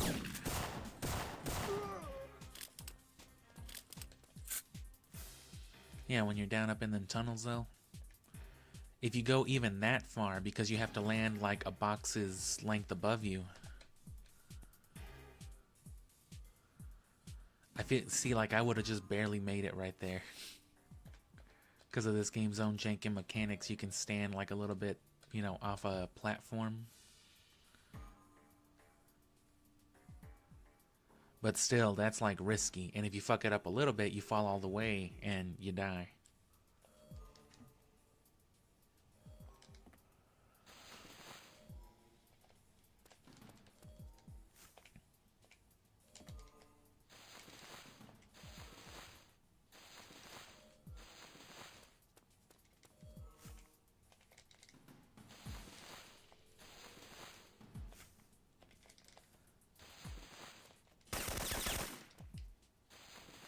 And because, so yeah, a lot of momentum stacks and, of course, inputs stack. So that's also why it's so easy to go into like a, ooh, maybe not easy, but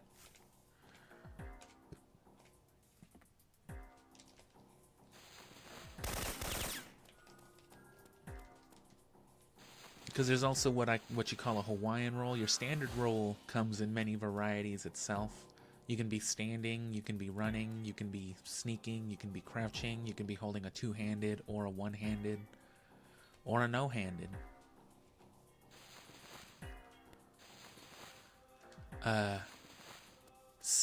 Crouching rolls, regular ass crouching rolls have the fewest dynamics.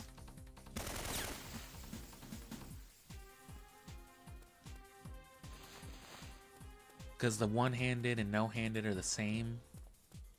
Standing or sneaking, moving or whatever. You do have your standing roll.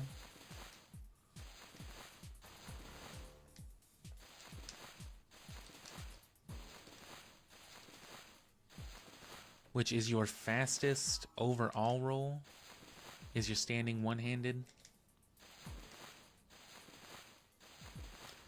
But you know, overall, but you roll slower in movement, but overall the fastest continuous roll is just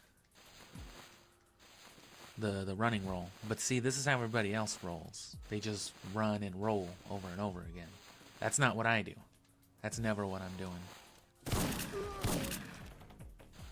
And you can tell actually just by looking, if you notice, you can see Gabe kind of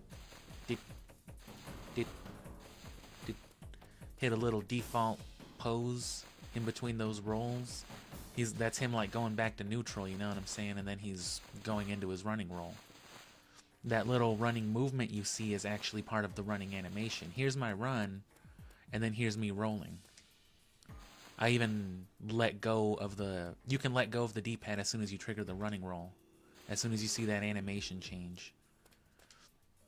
So what you interpret, what you see as Gabe running, is just the first couple of steps of the roll. But now the thing about a roll in this game is that it always counts as a form of sneaking. So those first couple of steps look like Gabe is running, but because they're part of the sneaking animation, it's actually Gabe sneaking. So the only frame where you see me actually running is that little frame that you see Gabe hitting a little jig in between, that little blip where he returns to default when you're doing a regular run. You can see like a flash where he kind of just realigns himself and then goes back into that animation.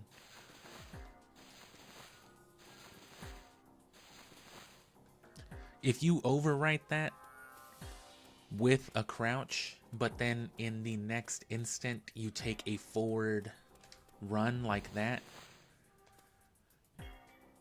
it'll override it as... It'll override your default position as a sneak, and so you'll be going... What you technically see me doing when you run then, I'm not doing this. I'm technically doing this.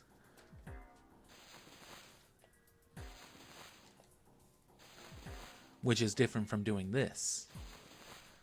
If you were continuous, this is what continuous rolls while sneaking look like. Or while doing a standard crouching sneak looks like. Because again, remember, all rolls are a form of sneak. It's much slower because a moving roll, no matter whether you're having a one-handed or two-handed weapon, the crouching roll is always the same. And it's the same as the standing one or the resting one, because the crouching sneaking roll, you know, defaults you back to neutral to roll. But one thing you can do, it's a little tricky, but you can hit. If instead of just rolling while you're holding the X, if you release the X button at the same time that you hit your roll input, you'll hit a running roll instead, but you'll still be sneaking because it'll be coming out of a sneak. Right, because the reason you see this and this little jig in between is because you're technically... That last animation, the roll to its very last animation, is a crouched position. So Gabe has to reset to a standing position and then hit the you know, the rest of the roll, and then roll again and over and over and over again. You don't have to do that with this one. You have a little pause because that's just how the crouching roll works. But if you go into a running roll from it, from a crouch like this,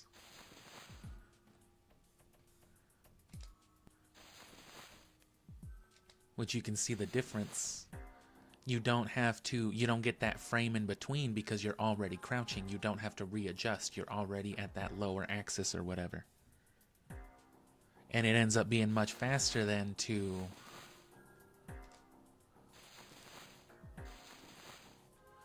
hit the continuous rolls. And that's what you see me doing.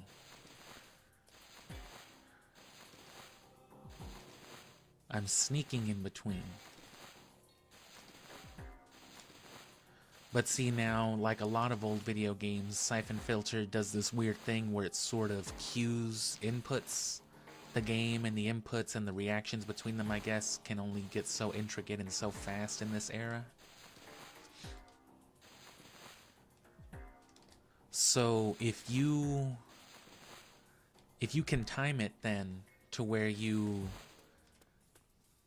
land a perfectly timed and released crouch at the same frame that you would be landing and resorting and resetting yourself back to, you know, the default position out of a running roll, even if you're just going back into a run, it'll override that and then go straight into the run. It'll stack on top of each other. The one will override the other, which is already overriding the reset default position.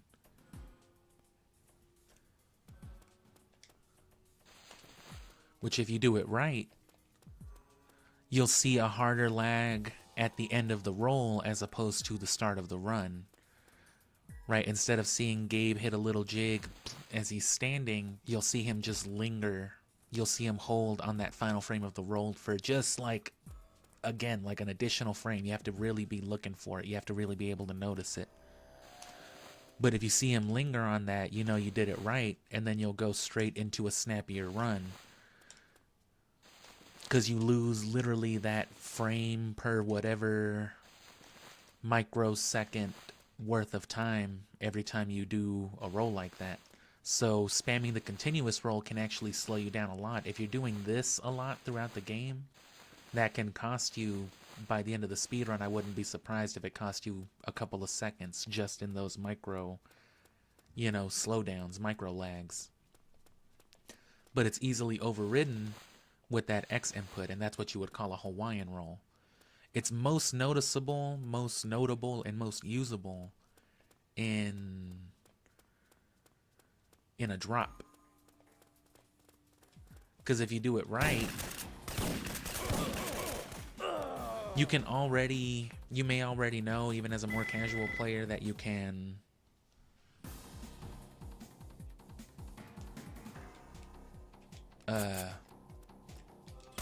you may already know as a casual player, or even as a casual player, I was saying, that you can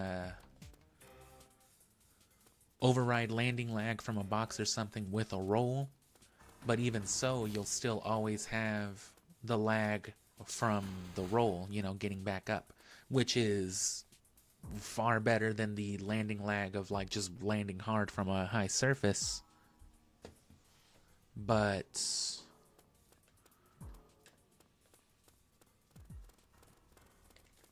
let me get past these dudes first. There we go.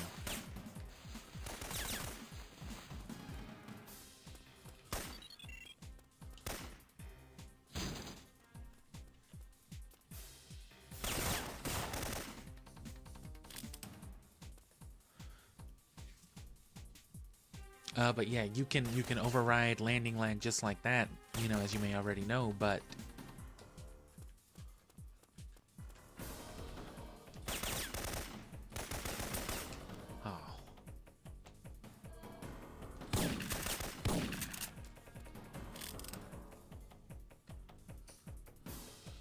you know, like I said, you can also override that micro lag, which is what you would call that Hawaiian roll.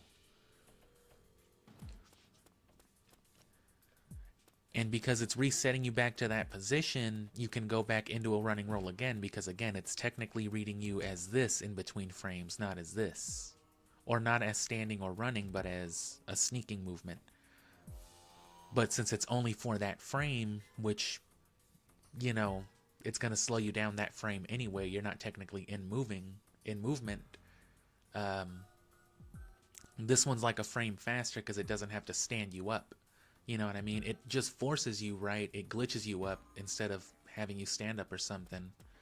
That's why it looks the way it does with that little jitter. But, right, you can see his head go from like the end of the roll to just like...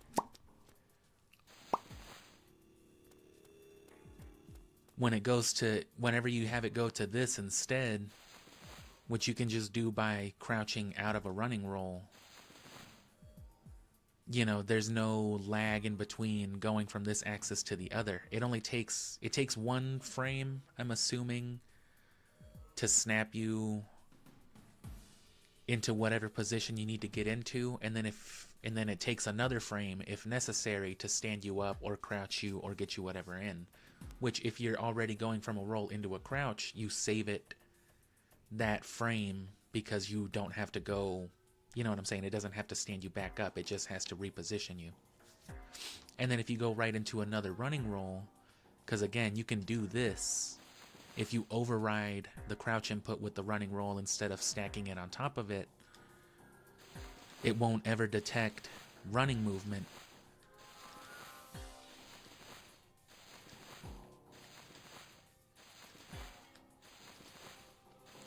But it also won't compromise your speed. So whenever you do this, you're moving just as fast as you would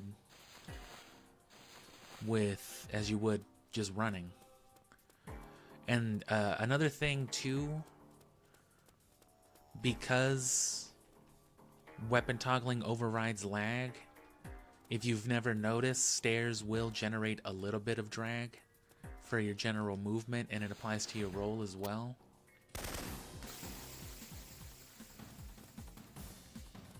Your weapon toggle will override that though, especially if you hit like a diagonal.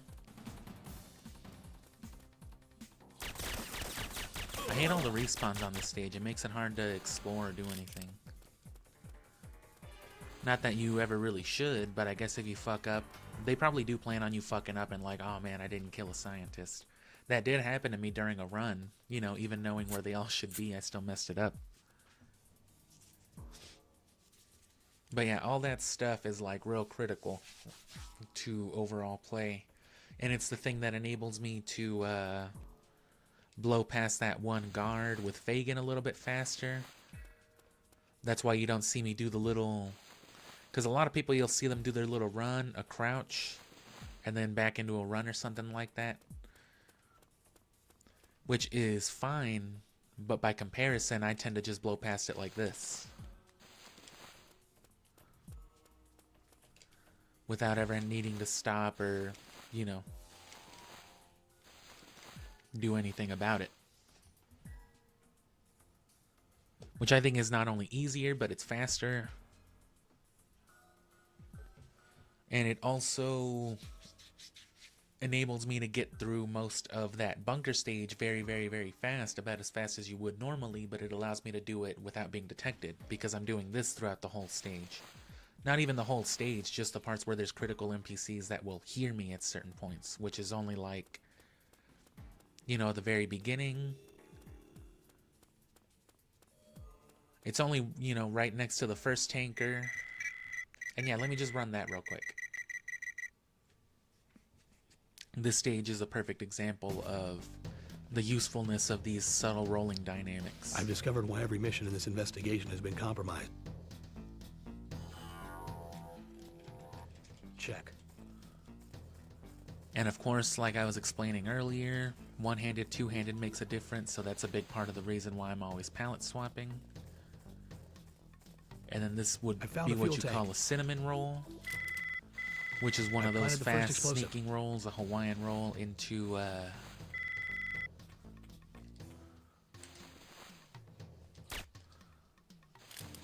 you know, some sort of crouching interact.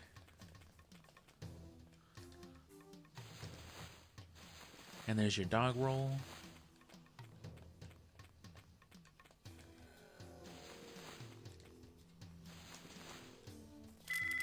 Another cinnamon roll. And then right here, if you don't look at this guy, he won't really spawn to see you, but he can still hear you. Damn it!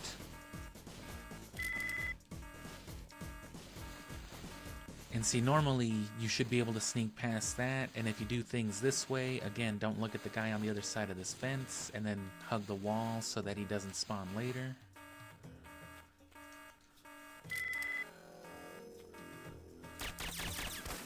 I still got the easy Gabrick headshot.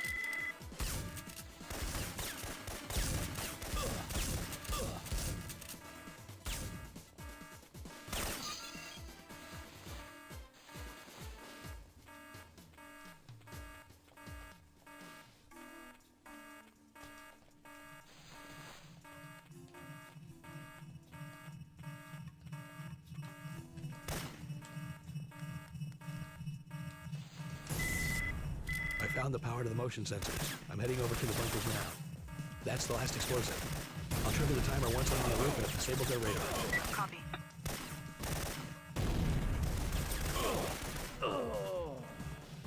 And yeah, anyway, that's... I'm thinking now that there might even be, you know, more usefulness in getting busted, not all the way through, but early on, you know, just for the sake of getting, like, ammo and stuff like that. But I don't know. And then your fucking plane skip. That's how you want to do it. Exactly what you just saw me do right there. That'll work.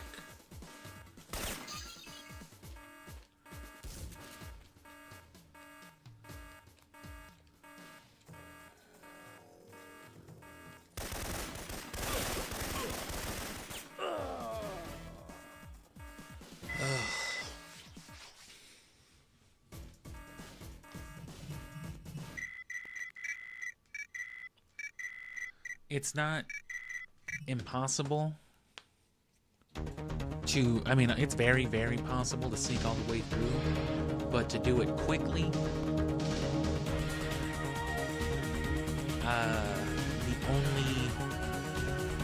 there's no silenced way to do an interact skip, not unless you can master, you know,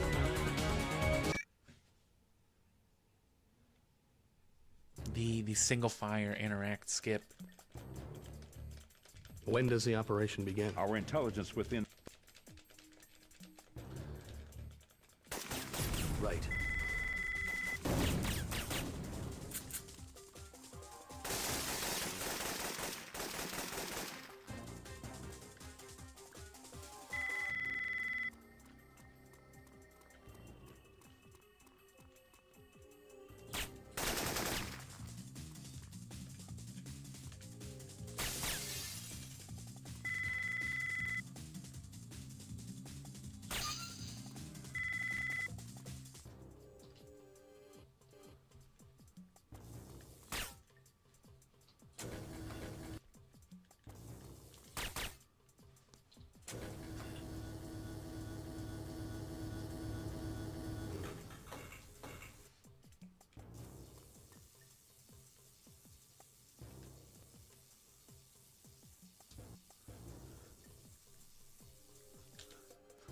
Nope.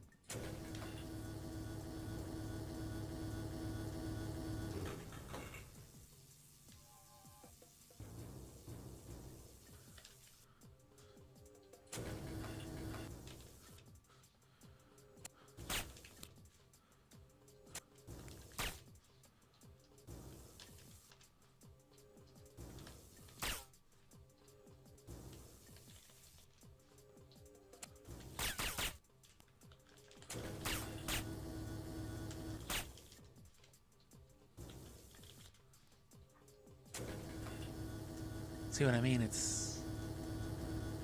For one, shooting in this game is not as simple as just like being like, oh, shoot. Shoot, shoot, shoot, shoot. Oh.